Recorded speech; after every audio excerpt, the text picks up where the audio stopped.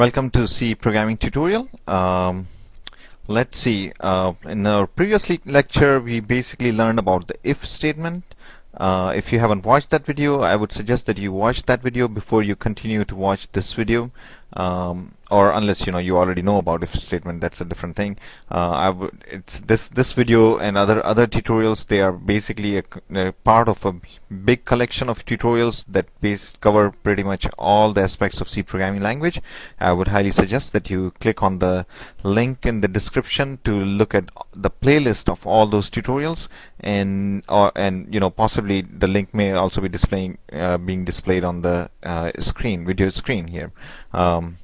Anyway, so let's continue with the if statement. In the previous tutorial, we basically learned how the if statement looks like. We also learned that if you want to if you want to group multiple statements together which need to be executed based on this condition, if the condition is true, you want to execute more than one statement, you could basically group them together by using braces start, braces closed. These will basically allow these group of statements either executed or skipped depending upon whether the condition is true or false respectively.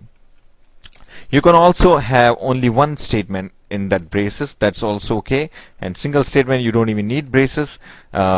Some people say, most of the time, as a good programming practice, you should always put braces here like this. So anyway, we will we'll continue working on it, continue with the if statement. So we learned that in general if statement looks like this for now. If condition, then followed by statement. Okay, this is how if statement looks like. But there is an extension to if statement, which is basically the else clause of the if statement, which basically says that which looks like this. Just like if condition statement, then there is an else followed by the statement. Now what we had before was that if the condition is true, this statement gets executed. Now if the condition is false, this statement would be skipped. Now here, else, this statement which is after else will be executed if the condition is false.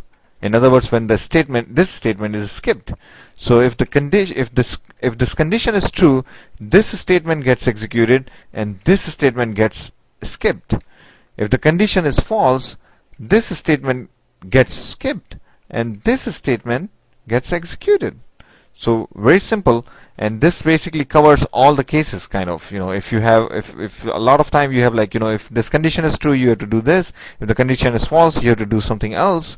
Then you basically use the else statement. Now let's see if we can use this if else construct in our program. Can we do that? We kind of can. Yes, we can. Actually, what we could do is, for example, look at this. We covered this. If number is greater than 0, then do this. We have this. If number is equal to 0, then do this.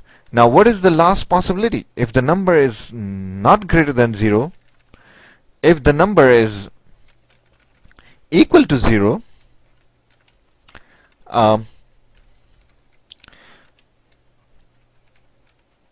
so let's look at this. So if number is greater than 0, the way it executes, this program executes, let's look at that closely.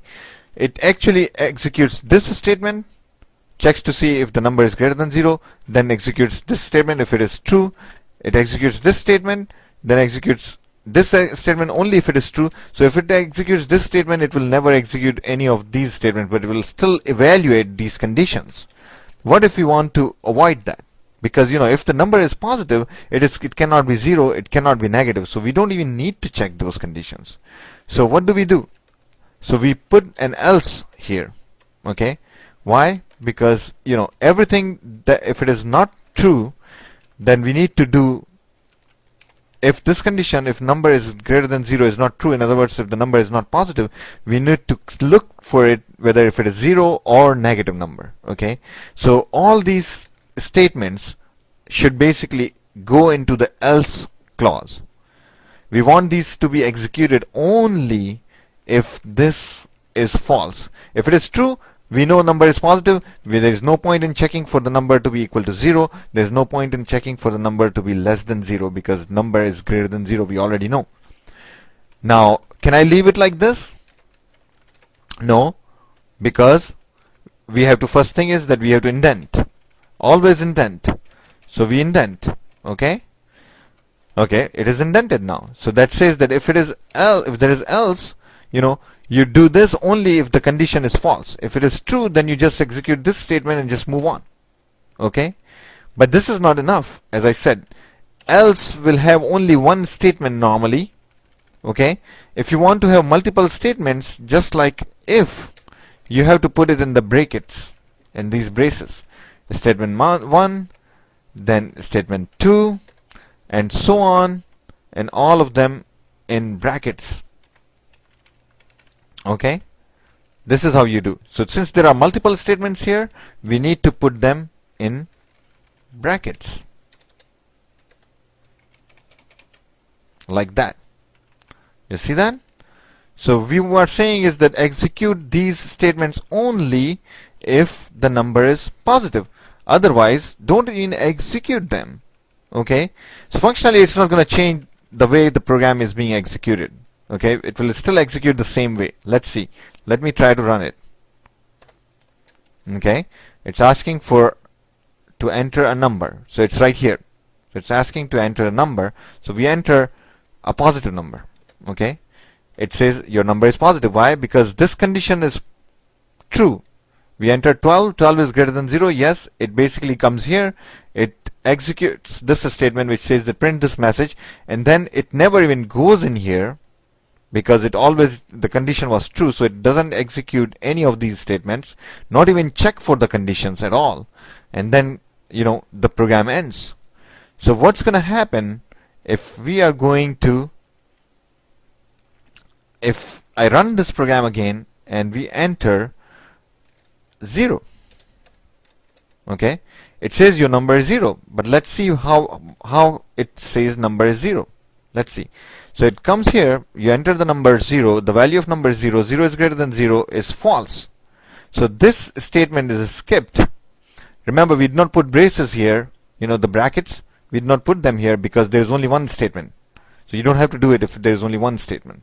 Now it comes to the else, and would it go inside here and start executing these statements? Yes, because this condition was false. It skipped this statement, it came here and it starts executing this statement. So what does it do? It checks again. There is another if statement.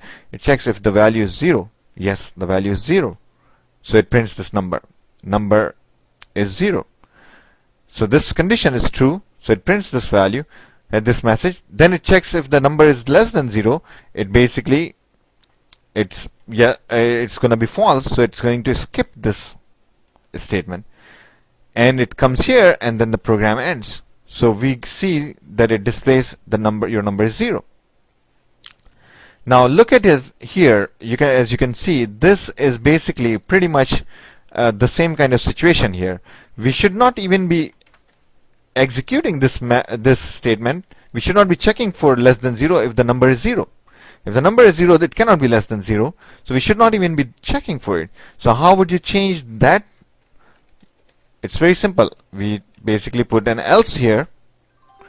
This else belongs, remember, this else belongs to this if. And then we put this under braces. And ta-da! We have our program set. Okay? You could indent it here too. Okay, our time is up. Please continue to watch the videos. Thank you.